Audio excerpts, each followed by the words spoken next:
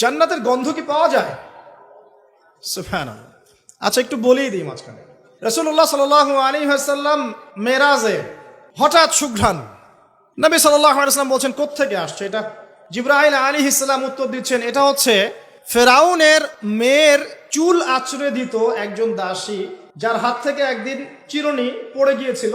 সে বলেছিল বিসমিল্লাহ বলে চিরুনি উঠিয়েছে, উঠে আবার আচরণ শুরু করেছে। এখন এর মেয়ে শুনে ফেলেছে বিসমিল্লাহ বলে উঠিয়েছে। সেই মেয়ে ফেরাউনকে বলল যে আপনাকে বাদ দিয়ে এই দাসী আরেকজনকে ইলাহ মানছে। তখন সেই দাসীকে গ্রেপ্তার করা হলো। তুমি কার উপাসনা করছো, কার ইবাদত করছো? সে দাসী বলছে আমি এক আল্লাহর ইবাদত করি। কে আল্লাহ? যে আল্লাহ আমাকে সৃষ্টি করেছেন, যে আল্লাহ আমার রব, যে আল্লাহ আপনারও রব। ফেরাউনকে মুখের উপর বলে দিল। এবার ফেরাউন তাকে ধরে বলছে ফিরে আসো তোমার মতাদর্শ থেকে, না হলে তোমাকে জীবন্ত আগুনে পুড়িয়ে মার। কি বলছে? আগুনে পুড়িয়ে মার। তো সে ফিরে আসে না। তখন ফেরাউন দেখলো তার সন্তান সন্ততি আছে কিনা। সন্তানরা আমাদের সফট কর্নার না। সন্তানকে ডেকে আনা হলো, দুইটা বাচ্চা, দুইটা কি তিনটা বাচ্চা। বলছে ফিরে আসো, আমাকে ইলাহ বলে স্বীকার করো, না হলে তোমার সন্তানদেরকে আগুনে ফেলে দিব। সেই মহিলা বলছে আমার তো মাত্র 3টা সন্তান, আমার যদি এর চাইতেও বেশি সন্তান থাকতো তারপর আমি ফিরে আসতাম না। একে একে মায়ের চোখের সামনে এক এক করে বাচ্চাদেরকে জীবন্ত আগুনে পুড়িয়ে ফেলা হলো। শেষমেশ সেই মেয়েটাকেও, সেই দাসীকেও জীবন্ত আগুনে পুড়িয়ে দেওয়া হলো। নবী সাল্লাল্লাহু আলাইহি ওয়াসাল্লামকে জিবরাইল আলাইহিস সালাম বলছেন ওই যে ফেরাউনের দাসী, অনেকে বলেছে তার নাম আসিয়া, এই নামটা কোরআনে নাই। নবীজি পেলেন তো? অন্য কোন নবী পেয়েছেন? অন্য কোন নবীর ক্ষেত্রে এটা দলিল পাওয়া যাচ্ছে না, কিন্তু নবী সাল্লাল্লাহু আলাইহি ওয়াসাল্লামের ক্ষেত্রে দলিল পাওয়া যাচ্ছে। আচ্ছা, এটা গেল নবীর কথা। এই ঘটনা ঘটেছে মূসা আলাইহিস সালামের যুগে, আর নবী সাল্লাল্লাহু আলাইহি ওয়াসাল্লাম ঘ্রাণ পাচ্ছেন মেরাজে। চিন্তা করতে পারেন কত বছর আগে ঘটনা ঘটেছে, আমরা জানতামই না। কিন্তু যদি মেরাজে নবী সাল্লাল্লাহু আলাইহি ওয়াসাল্লামের কাছে সুঘ্রাণটা না আসতো। সুবহানাল্লাহ। এরপর কি? এটা তো নবীর ক্ষেত্রে গেল। সাহাবীদের ক্ষেত্রে কি হয়েছে? একজন সাহাবী যার নাম আনাস বিন নজর। কি নাম? আনাস বিন নজর। নামগুলো মনে রাখবেন। উহুদের মাঠে বিশাল যুদ্ধ হচ্ছে। আমরা জানি যুদ্ধের মধ্যে প্রথম দিকে মুসলিমরা প্রায় জয়লাভ করেই ফেলেছিল, কিন্তু একটা ভুল, অনলি একটা ভুল। কি ভুল? ওই জাবাল রুমার মধ্যে 50 জন তীরন্দাজ সাহাবীকে রেখে দেওয়া হয়েছে। নবীজি বলেছিলেন আমরা যদি মরেও যাই, আমাদের গায়ের গোশত যদি পাখি এসে খাওয়া শুরু করে, তোমরা নামবে না এখান থেকে। বুঝতে পারছেন? কমান্ড। এটা হচ্ছে একজন নেতার আনুগত্য। কমান্ড, নেতার আনুগত্য কত বড় জিনিস দেখেন। তো যখন যুদ্ধ শুরু হয়ে গেল, হামজা রাদিয়াল্লাহু আনহু সহ অন্যান্য সাহাবীরা বীর বিক্রমে যুদ্ধ করলেন।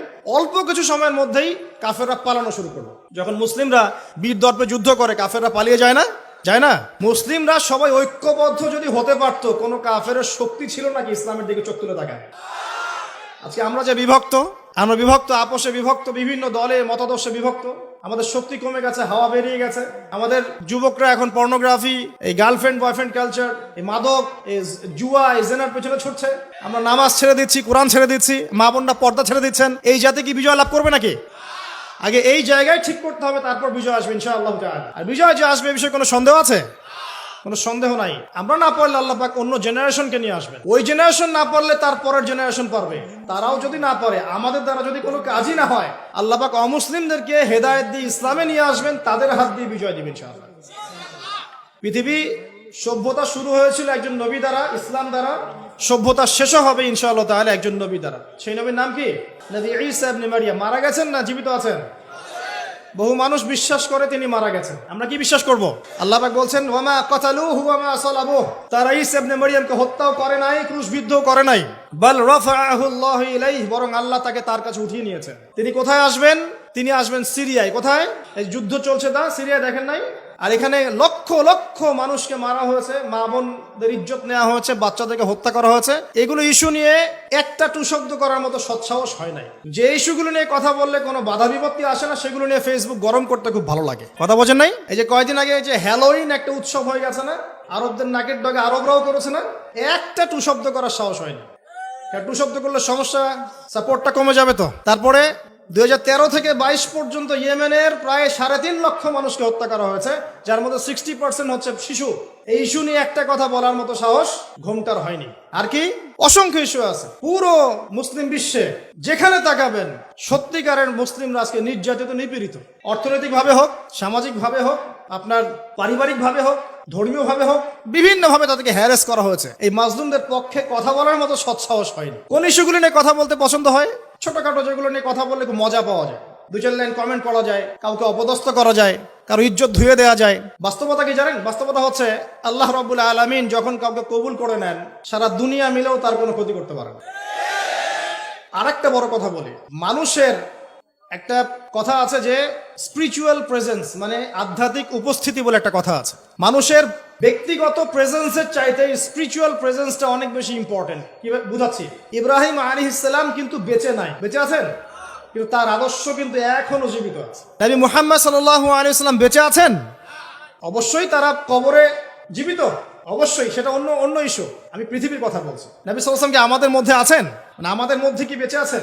তার আদর্শ কিন্তু মরে যায় নাই। এমনকি আমরা যারা এখন অনেক বড় বড় নেতার আদর্শে আমাদের জীবন করি না, তারা কিন্তু কেউ বেঁচে নাই, বেঁচে আছে, তাদের আদর্শ কিন্তু মানুষ এখনো ফলো করছে। তো এটাকে বলে স্পিরিচুয়াল প্রেজেন্স, আধ্যাত্মিক উপস্থিতি। আল্লাহ পাক যাকে কবুল করবেন, যে হকপন্থী হবে ইনশাআল্লাহ তাআলা, সে যদি ফিজিক্যালি প্রেজেন্ট নাও থাকে, তার আধ্যাত্মিক উপস্থিতি জনগণকে পথ দেখাবে ইনশাআল্লাহ।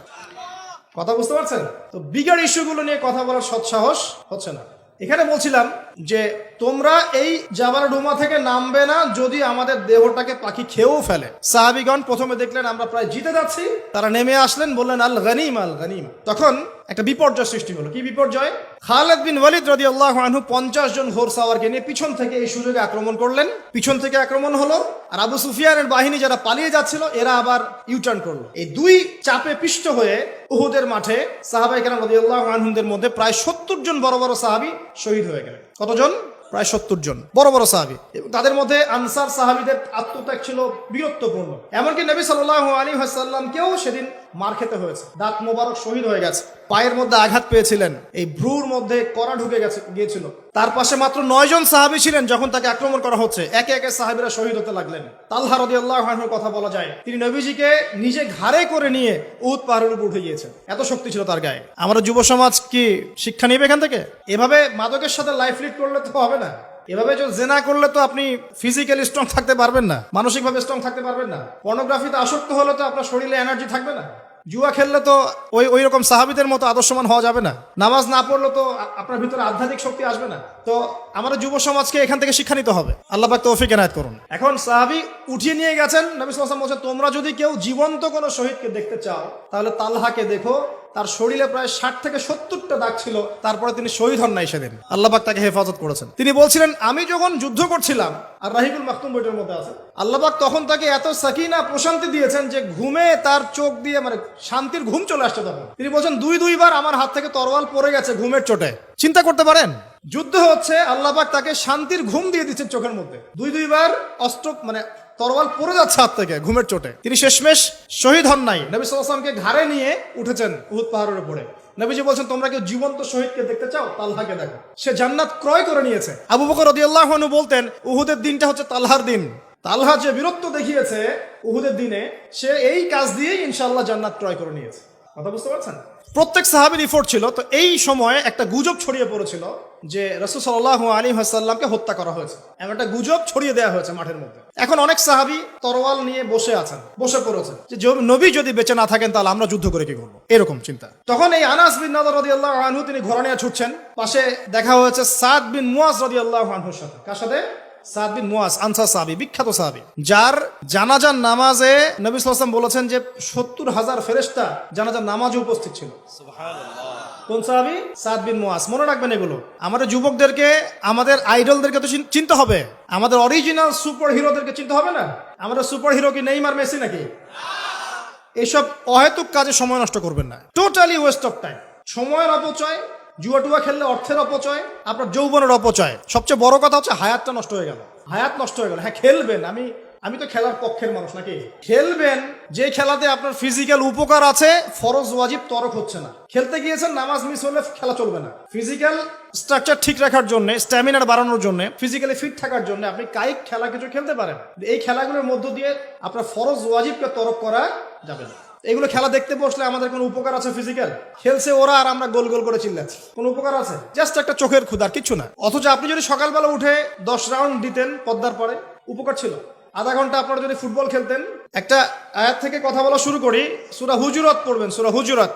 এই সূরার প্রথম 4টা আয়াত পড়লে বুঝতে পারবেন আল্লাহ রাব্বুল আলামিন সাহাবীদেরকে শিক্ষা দিচ্ছেন। কাদেরকে?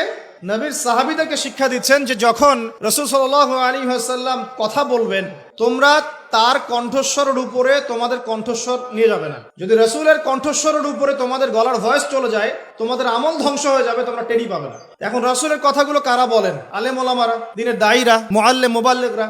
যে মজলিসে কোরআন এবং সুন্নাহর কথা হবে, আল্লাহ এবং তার রাসূলের কথা হবে, সেখানে উচ্চস্বরে কথাবার্তা বলা যাবে না। এটা আমার মত। এটা সরাসরি কোরআনে নাই, কিন্তু আমার মত এটা। উচ্চস্বরে অপ্রয়োজনীয় কোনো কথা চিৎকার চেঁচামেচি করা যাবে না। আমরা এখানে ইতমিনালের সাথে বসবো, হয়তো 1 ঘন্টা আলোচনা হবে। এই 1 ঘন্টা আমরা আপোষে কোনো কথাবার্তা বলবো না ইনশাআল্লাহ। মোবাইল ফোনে এত ব্যস্ত হওয়ার কোনো প্রয়োজন নাই। রেকর্ড হচ্ছে, আমাদের অফিসিয়াল মিডিয়া আছে ইনশাআল্লাহ, সময় মতো ইউটিউবে পেয়ে যাবেন ইনশাআল্লাহ। টেনশনে কিচ্ছু নাই। তখন ডাউনলোড করতে পারবেন, শেয়ারও করতে পারবেন।